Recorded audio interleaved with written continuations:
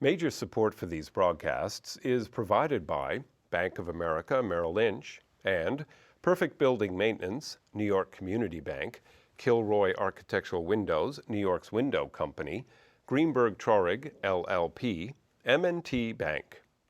Additional support is provided by AVR Realty Company, LLC, All Nation Renovation, Bingham McCutcheon, LLP, Briarwood Organization, Capital One Bank, Cassidy Turley, C.B. Richard Ellis, James Orphanides, Centurion Holdings, Chelsea Lighting, Cushman and Wakefield, Dime Savings Bank of Williamsburg, Douglaston Development, DDG Partners, Hal Fettner, Durst Fettner Residential, Friedman LLP, Accountants and Advisors, Gemini Real Estate Advisors, LLC, Genova, Burns and Gian Tomasi, Investors Bank, Jack Jaffa and Associates, Real Estate Consultants, James D. Kuhn Real Estate Center at Syracuse University, Corman Communities, Madison Realty Capital, Margolin Weiner and Evans, LLP, Certified Public Accountants and Business Advisors, Massey Knackle Realty Services, Meridian Capital Group, Newmark Knight Frank, Site Comply, Sterling and Sterling, SJP Properties, Stonehenge Partners, the Witkoff Group, Urban American, Ackman Ziff Real Estate, Eastern Consolidated, Goldman Properties, the Moynihan Group, Muss Development, RAL Development Services, the Spandrel Group, LLC, Triangle Equities.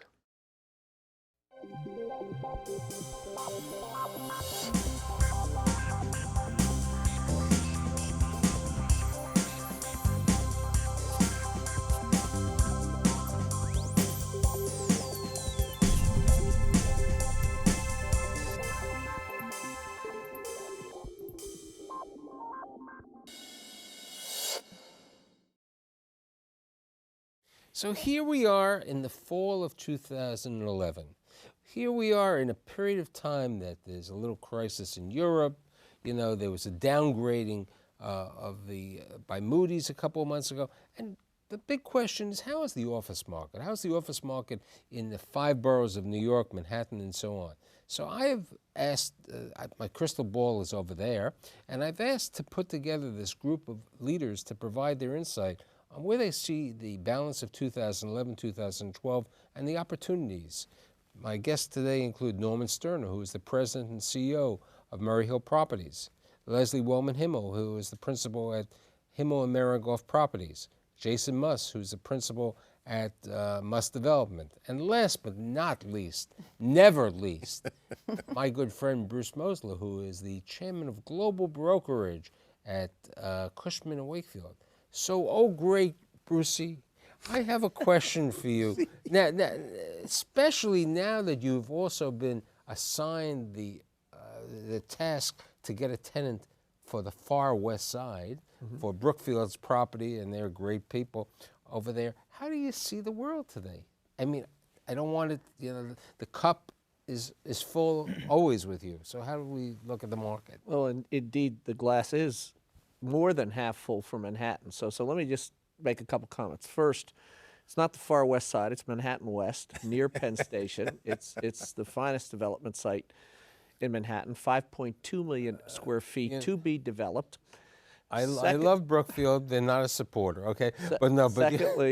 Secondly, Manhattan has bifurcated from the rest of the country in a very profound way. Indeed, Mr. Muss has properties in Queens, Brooklyn. Indeed. Well, Manhattan is a broad term, so we'll say the region has bifurcated to make Mr. Muss a little happier. But indeed, if you just look at the numbers, last year and all of last year, we leased 26 million square feet in Manhattan. This year, year-to-date through the third quarter, that figure stands at 24 million square feet. And very clearly, we've had a robust year-to-date, and we'll finish on an up note. We'll finish close to 30 million square feet, which from a historical perspective puts us in pretty rarefied. The owners a question. August came around. As some people said to me, you know, people were on vacation, so people didn't sign leases. But I think that we've had a great 9 months. But I do believe that September and October leasing has been a little slower, right, Leslie? We've seen a little bit of a slowdown in the velocity of new tenants coming. However, we've been writing lots of leases, and this year we wrote. I know you've been writing leases, but you know, I'm a tenant in a building on 50th and 3rd, a nice building, you know, which is a master lease with Durst, and sometimes I see the agent for the building, the building manager, and he says, you know, it's taking tenants a little while longer. I'm having to give them better incentives, you know, to get them in over there. I'm giving them more, more free rent, little higher things, and you know that they're not pulling the trigger that fast. Well, Michael, one thing you're noting is what we've been doing a lot. We've been definitely investing more in our properties. We typically, in our buildings, which people would consider B buildings, we're putting in $30, $40 a foot. And I think, Norman, we talked about this before. We've been putting up to $60 a foot down at 411 Lafayette Street, 729 7th, 60s 32nd Street. But we look at that as an investment for a new tenant space. And, you know, even though at the end of a lease, if the tenant doesn't stay in, we think some of that will really be renewed. We're really modernizing a lot of our properties. But clearly, if you look at net effective rents, I think probably rents are slightly lower than they were 4 months ago. When you take the concession packages have gotten a little bit bigger, although the face rents are visibly higher. Norman. August and September are sleepy months in every year. All of the rich tenants are out in the Hamptons, while the rest of us landlords are slugging it out in Manhattan. Nevertheless, October has passed. October It's November. has been wonderful. October's pretty. October has been one of our best months probably in the last 2 years. We're running over 90% occupancy. That's why I put the two optimists on the other sides of it, yes. Somebody has to say the right story for New York. We are an island, and we are definitely apart from the rest of the country. And as much as I feel badly for those that are unemployed, New York doesn't have that much unemployment. You know, I'm talking about the New York City office market, but I do believe, if I remember, you live in New Jersey. I believe the New Jersey office market doesn't have the apple is not as shiny in the state of New Jersey. But that's why my office is in the city of New York. We took space at 277 Park. The building is full. They're taking away the cafeteria in that building, which Chase built to put in more office space. So the office market is doing extremely well. Now, mind you, our niche is... Can I ask a question? You moved to 277 Park. Yeah. Did you move to 277 Park because you got a good rent? We moved to 277. Did you get a good rent to I thought I move on did. Park Avenue? We moved to Park Avenue because 40 years ago when I started, I said one of two things. I either want to be in Rock Center or Park Avenue. And it's taken me 40 years to get here. So, yes. No, but Michael, your leading question needs to be answered this way. First, we have not yet regained the historical net effective rents in Manhattan that we had at the peak. That's to Leslie's point, and we would agree. What we have, however, is had net effective positive growth and rent gain, which we didn't have in 08 and 09. That's a huge positive. 3 of the top 4 markets in the country belong to Manhattan: Midtown, Midtown South, and downtown, despite the travails. Since my show reaches around the world, and I do know where people are watching, there is more than, even though Norman is Manhattan, okay? You know, Norman is like Ophir Denny. He doesn't know how to leave the borough. Jason, you have 2 buildings in Manhattan. You have one on 48th Street, right off 6th Avenue. You have another one on 87th Street and 3rd Avenue. You have an office building in Staten Island. You have a couple of office buildings in Queens. How do you see your business in the office market? Well, we've been lucky in that many of our buildings are in locations where there wasn't a boom in office building. Forest Hills Tower, for example, where we're currently out there leasing space, we've never had competition there. So we're fortunate in that respect. But more importantly, regardless of whether you're in Manhattan or Brooklyn or Queens, this is a very strong city economy right now. As everybody here has said, New York is a very different market from really anywhere else in the country. Mayor Bloomberg has managed to keep things under control in a good way. He anticipates budget shortfalls, which has been very helpful, and it's in order to our benefit. Just recently in Staten Island, we've done 20 to 25, about 24,000 feet of new leases. That building is almost 90% full. Historically, that's been a problematic building for us, frankly, but it's made an incredible comeback in the last year. The other buildings, we have the 3 in Queens and the 2 in Manhattan, well over 93, 94% leased, and with very strong rents and tenants who historically are over 80% on renewals. Now, here's an interesting phenomenon which has happened over the last couple of years, but has recently happened quite a bit in 2011. The states of New Jersey and the state of Connecticut has been taking away tenants from Manhattan or New York City because of outrageous incentives. I mean, the incentives to go into a transportation hub location in New Jersey is enormous for a company that makes a profit, because of the transit situation over there. And recently, NBC Sports announcing that they're moving up to Stanford, and UBS. If you have to rely on incentives, you're in trouble. The vast majority of our tenants are there because they need to be in the market they're in. For example, Time Warner Cable, which is our anchor tenant in Queens, in Flushing, in an office building we have there, which is a 275,000-foot office building. They occupy around 80,000 feet. They're there because their employees are there. They run their call center from there. They don't want to be in Ohio because people in Ohio can't speak properly to the people in Queens, and most of their customers are in the 5 boroughs. Now, does it make sense for them to operate in Manhattan? No. But it does make a lot of sense for them to operate in Queens. You go to another building we own in Jamaica. We have city agencies there that are paying us very nice rents, mid-20s for that market. But could they operate in Manhattan? Could they find space anywhere near what they're paying in Queens? Absolutely not. But they have to be in the 5 boroughs because these are city agencies. The building that we have in Manhattan on 48th Street, we have tenants there that are we're talking to a law firm, we're talking to we have a printing company we just signed, high 30s going into the low 40s. They can't be on 6th Avenue in a major, class A building. Which is like you on 729 7th Avenue.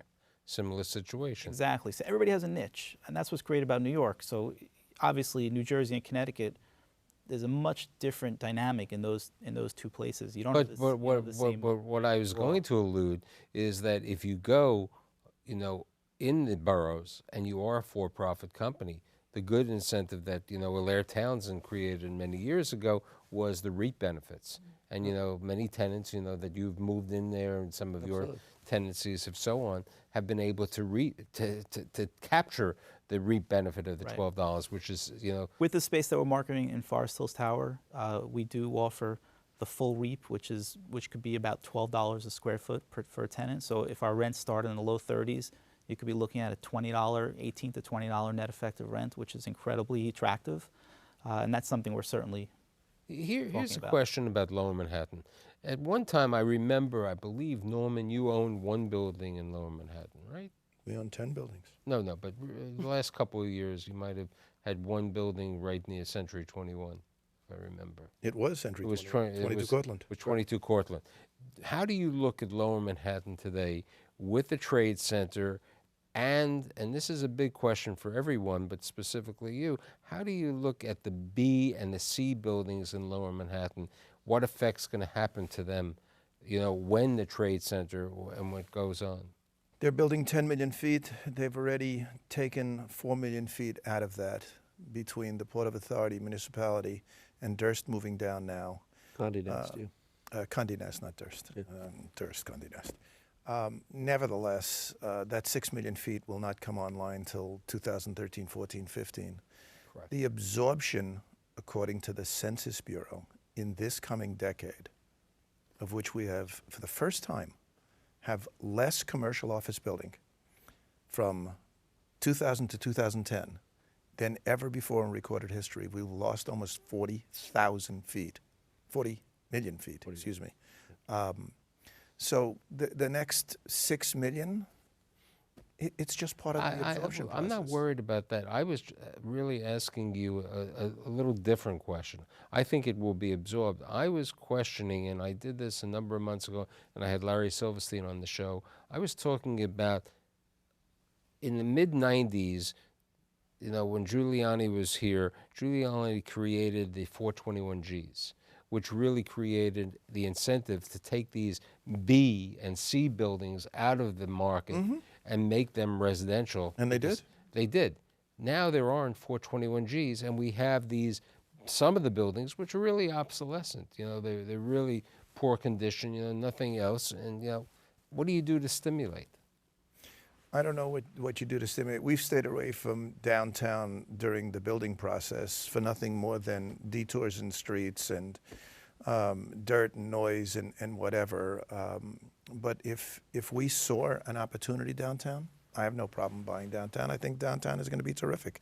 And I'm prepared, to compete with the new properties going up, because by the time they get to starting to rent 2014 and 15, they're going to have midtown value rents. But look at all the investment that's been made in infrastructure in downtown between Calatrava. Look at the now 24/7 sort of complete community neighborhood that is being developed. There's going to be, when these buildings are finished, One World, Four World, there's going to be much more retail, an extraordinary amount of, I think, office life that perpetuates the tourism that's also going to be happening downtown. I think it's a very exciting neighborhood. I wouldn't underestimate the High Line. Please, I'm talking positive. I think it's a neighborhood today that has risen itself to a level beyond anybody anticipated post the 9/11 tragedy. But you bring up the word High Line, and I think of the High Line in a variety of things. Who at one time would ever believe, Norman and I are the older gentlemen around this room, okay? And, I remember when... Glad he said it, not me. Okay, when the meat packing district was meat packing, and you would walk down, and really the building 111 was, nobody wanted to be at 111 8th Avenue, and, Bankers Trust Company had a location over there, and it's the place to be. And the rents and spaces on the High Line are going to reach $80, $90 a square But foot. you've answered your own question. The B and C properties will either be converted to residential, or they'll be converted to boutique hotels, because it is becoming 24/7, because people are living down there in greater numbers. As I started to say, the Census Bureau said that in this coming decade, they expect 1 million people in the next 10 years to emigrate to greater New York. 1 million people is 3 million meals a day, is 300,000 apartments, is 150 to 200,000 jobs. And it's happening. The immigration northward is happening every day. I think this is, and Jason has seen it because of, they have the best hotel in Brooklyn, the only premier hotel, the Marriott at the Brooklyn Bridge, and they have the Class A office building in downtown Brooklyn. But look what's happened. I remember when I was doing a show and I was saying, how can you absorb 1,950 residential apartments in downtown Brooklyn? And lo and behold. Okay, and lo and behold, everyone has been occupied. And what's more extraordinary is that they were leased with initial concessions of 2 to 3 months, so the effective rents were $36. And today, the renewals, they're paying close to $50 a square foot to be in downtown Brooklyn. And it's just continuing. Isn't there a plan to build above the Port of Authority? There is. A residential? Monster residential? No, Port Authority. The bus commercial. terminal. The bus terminal is commercial. Commercial. That's commercial. I thought they were the bus terminal is residential commercial on top of with it. the Rubin Companies and Above the Vornado. post office. Okay. No, it was the Port of Authority that I said, who's going to go there? No. Look, I think the greatest example of gentrification of areas is what has happened on the west side, which will be where Brookfield is and where the Hudson Yards is. The MIMA, the building that was built by Related, they are getting rents. It's on 10th Avenue and 42nd Street. They're getting rents of $60 to $65, $70 a square foot.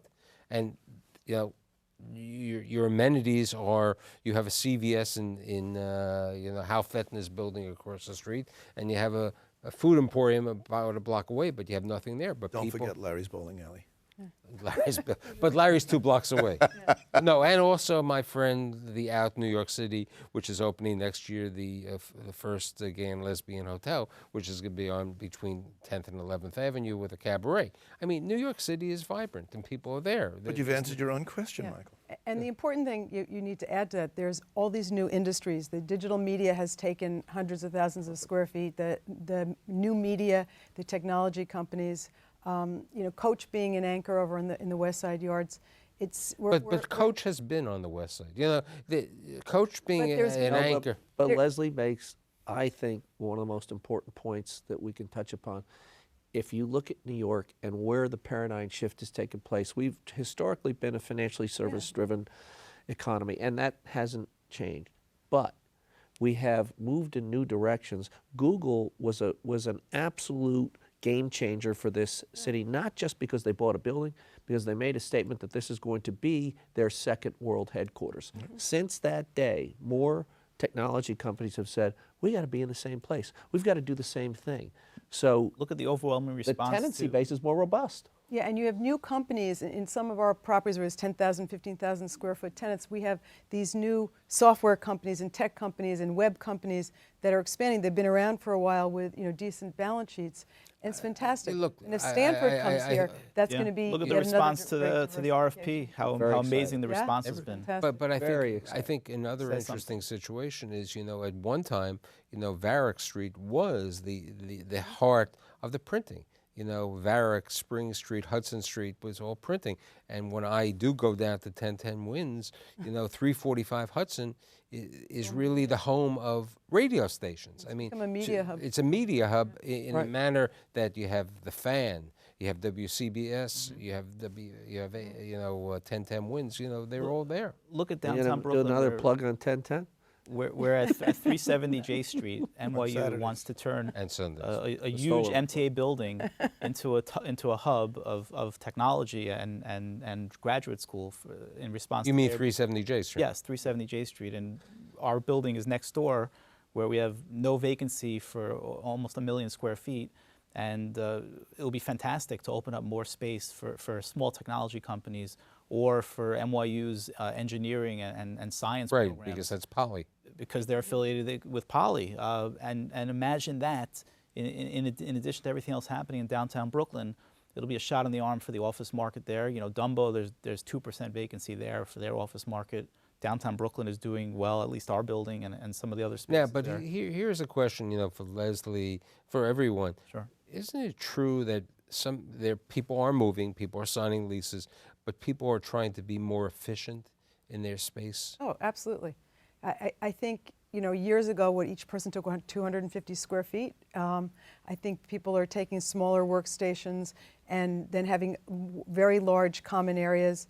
In a lot of our buildings, we have big open space instead of lots of closed offices where people are working privately. However, the inflow of people and the inflow of tenants and demand has been terrific, so that you've had a net positive demand factor with new companies.